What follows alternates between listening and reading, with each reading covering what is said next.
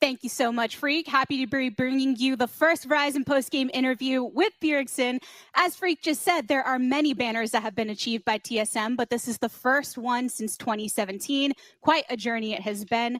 On behalf of yourself, of the face of TSM and the organization, what does it mean to you all to be back in this winning position? Of course, it means a lot. We went from being by far the best team on top and then trying to make changes to have more world success, but that really just meant that we lost our success even within NA. So since then, it's kind of been about, forget about worlds, how are we going to become the best team in NA again? And yeah, finally we're here. And to get to this spot, you had to prove that you're best team in a series after series after series. I mean, you had such a strong start here, Zillion in a game other than Game 5, a lot of aggressive compositions, but it still went the distance. Dude, are you not tired of silver scrapes? What ended up happening in the middle of the game to extend it?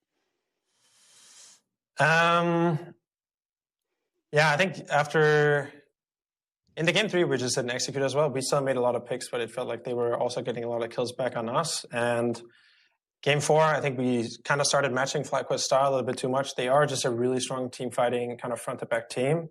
And we had a similar composition that wanted to do that, but that's just their strength. So in the last game, we were like, okay, we're good at playing side laners, playing pick. We're going to go into this TF, Senna, Camille kind of comp where we have a lot of pick potential. And I think just our comfort really showed in the last game, even though we fell behind early. We got dove in bot lane. We were still able to crawl back in the game because we're just so comfortable in every champ that we had. Yep. You seem most comfortable when TSM is in those positions to really control the tempo of the game. And many have been commending you for looking so comfortable as a player, putting you back in those MVP conversations. And while you have always been consistent as a player, it's been a bit of time since discussing you to this degree, feeling that you have to be at Worlds when at this caliber. How do you feel about your personal performance when reflecting internally and comparing it to other points within your career? I think I'm definitely playing better than I have the last couple of years. It's just about really, I think the feeling of knowing that your team is going to follow up on your every play and that the plan is really clear and that you know what everyone is doing and that everyone is in on the plan, then it's a lot easier to focus on your own individual skill. And one thing that we have in this team, which I haven't really had in rosters since 2017, is that every lane and the jungle has a big voice and it's all adding to plans, changing plans, and it just feels really clear what every player is doing all the time. And that means I can focus more on myself. So that, and along with just focusing more on my individual play, my solo crew practice, I think has really paid off this split. While every player has had a voice in TSM's performance, you're the first voice we're hearing today, so I will give you the honors. What words do you have for the TSM fan base that has stood by you side by side and have been waiting for this moment as well? Yeah, thank you for being so patient. I hope you guys are happy. We appreciate your support. We appreciate your memes. We're always talking about the good TSM memes that are around. And yeah, hopefully this is not just going to be a one-off trophy. We'll continue to bring these trophies to you, including next year. And I hope we can make you proud in China as well when we go for Worlds. More trophies, more memes. Bjergsen, thanks for stopping by as always. Thank you. Got to get some words from Broken Blade. Quite a performance from you throughout this series. You have spoken about your desire to get a win with TSM ever since joining this roster. Did your confidence ever waver that that was going to be achieved here in the split? Already starting the split, we had a pretty great storyline coming in with Doublelift and all this drama, and also kind of like Jensen trying to trash talk Bjerg and Bjerg just shutting him up very quickly. It's really great to be able to win in such a split, especially after the first try I had in the first spring in NA, where we got reverse swept, and this time we stopped the reverse sweep. So it's feeling really surreal right now. I know you have been really wanting to display that you can step up for the team, and you definitely did so here today. It felt like you were much more unlocked, bringing a lot of those aggressive picks that we like to see from you. Did you feel like you got to play more into the style that you want to, especially when you're looking for those plays where Spica can come to set you up?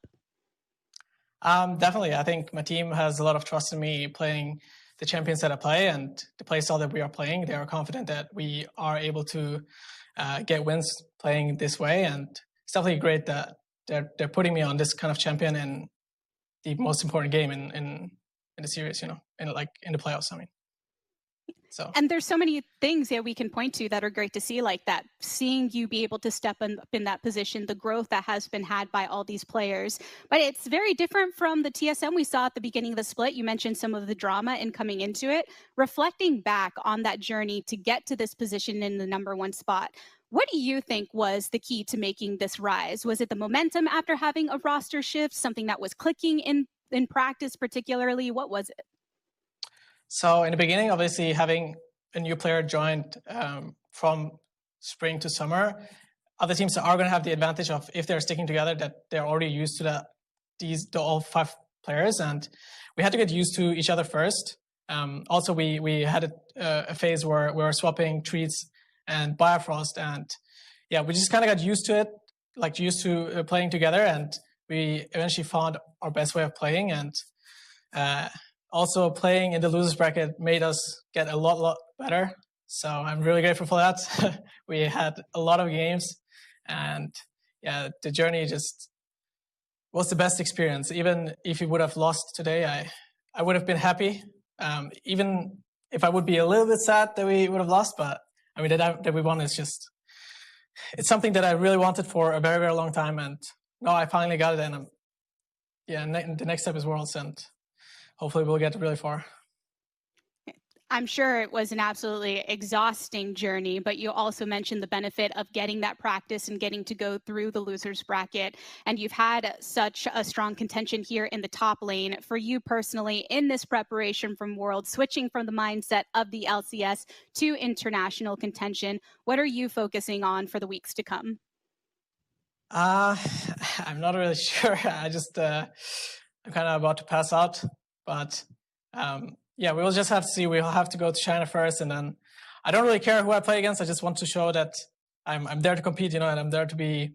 I'm trying to be the best player I can ever be. So it's going to be a very good option for me to kind of show, like, kind of compare myself to international top laners, and it's definitely going to be a very great experience for me. Well, and I appreciate you stopping by, even though you're ready to go pass out. And I hope you have some sweet dreams, my dude. Thank you. We do have more to break down on this, too. So to do exactly that, let's head back over to the Bud Light breakdown. Doublelift, you're the last one we get to hear from today on behalf of TSM.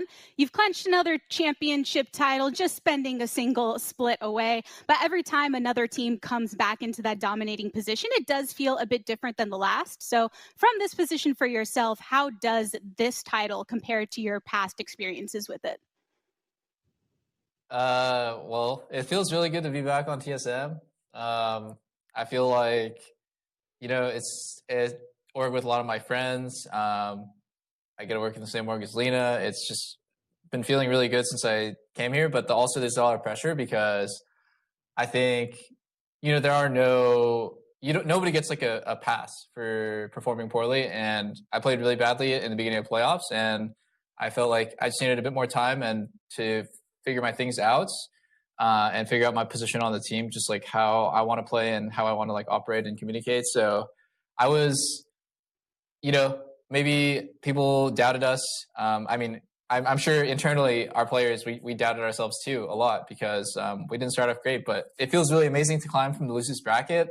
It's like the first split that has a losers bracket. So it's like kind of fitting that like we get to abuse it in a way, or like we get to like utilize it to all the way to the finals. And we played so many game 5s. I think this one just hits a little different because I feel like really close with my teammates.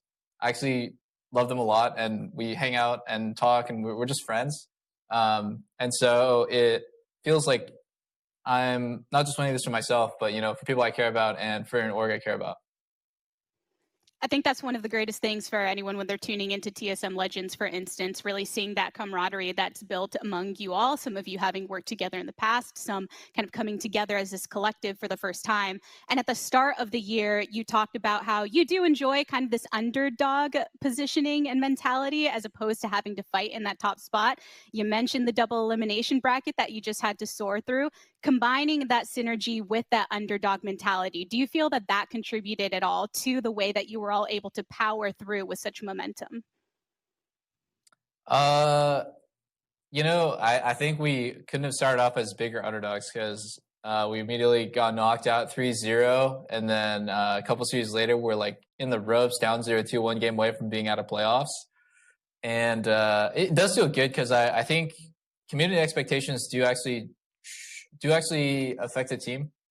I feel like Cloud9 is actually a team that was really probably, as much as no one would like to admit it, affected by community's expectations, hyping them so much. And it does affect your mentality a bit, but it also helps some people in a way, like you feel better when you feel like there's like a Goliath and you're just David, if that makes sense. And, for us, it was like, oh, TL and C9, they're kind of Goliath and we're trying to take them down.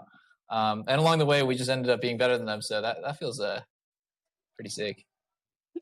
Well, in the eyes of so many, you are a Goliath just based on your accolades within the LCS.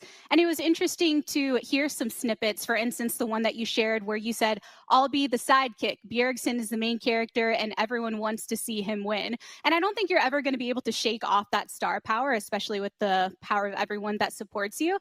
But what puts you in this position to feel so comfortable kind of vocalizing this desire to prop up this individual and allow Bjergsen to take the reins? I think everyone just loves Bjergsen. There's really nothing to dislike about him. He is smart, hardworking. He is someone who consistently plays well and tries to lead the team in no matter what the situation is. He tries to have like a constructive mindset at all times, and just he's like a player that is never ever been a KDA player. He's always been aggressive. He always wants to make plays and make things happen. He's someone that you would want to watch if you're a viewer, and he's a player that everyone should want to play with if they were a pro player. So it's just really easy to like want to cheer for this guy, and he's also one of my closest friends. So I feel really privileged to be able to play on the same team as him again. And yeah, winning with him has just felt really amazing, and I think he really deserved it. He was playing at an extremely high level. I think he was playing at a world-class level multiple times in the last couple of years, but he just got sandbagged by his teammates. So I'm glad that. Even though I might have sandbagged him a little bit some games, I'm glad that I'm part of the roster that finally took him back. That feels really good, and maybe that'll strengthen our team's bond a bit.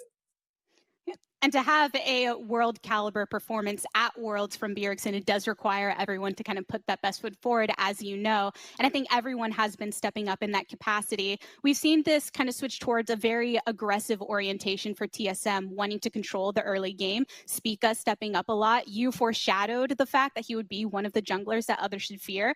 How do you think this is going to help TSM when transitioning into Worlds, being that that does usually seem to be a pretty dominant play style?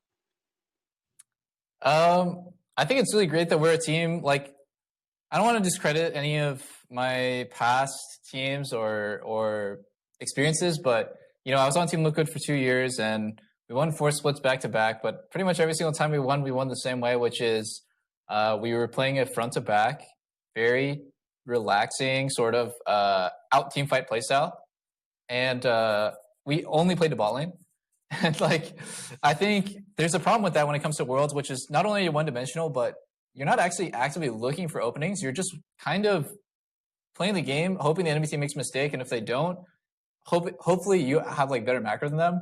Then when you go to Worlds, everyone has really good macro, so you're probably not going to win that way. And if you're not looking to exploit the enemy actively, then they're going to actively look to exploit you. So you can't just get by having better laners or assuming that you're going to be able to out-rotate them. You actually have to be doing stuff.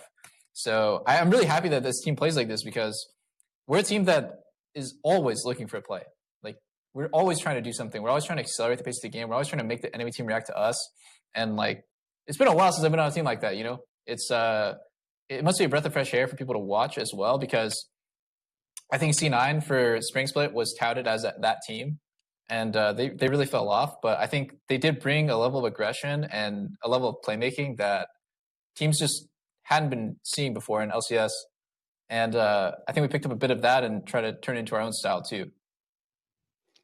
And I'm sure you're all going to be focusing on how to bring that final, or that style rather, to the world stage. But before you get that mental shift into international prowess, here in the LCS, as far as runs from organizations in recent time, you mentioned Team Liquid with 4 back-to-back titles. You were there. Before that, TSM had the record 3 back-to-back. You were there as well.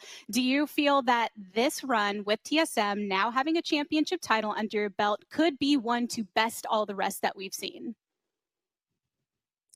You know, it's really crazy because like, it sucks that there's no crowd. It sucks that there's no live stadium, because I feel like if there was, this might be one of like the most crazy runs ever, like in history. I really don't think for as long as LCS exists, there's going to be another team that makes it from the losers bracket immediately and wins 6 best of 5s all the way to win the title. Like, I really don't think that's going to happen again. It's super unlikely. So I'm really proud of it, and I think this is a really awesome and like historic time.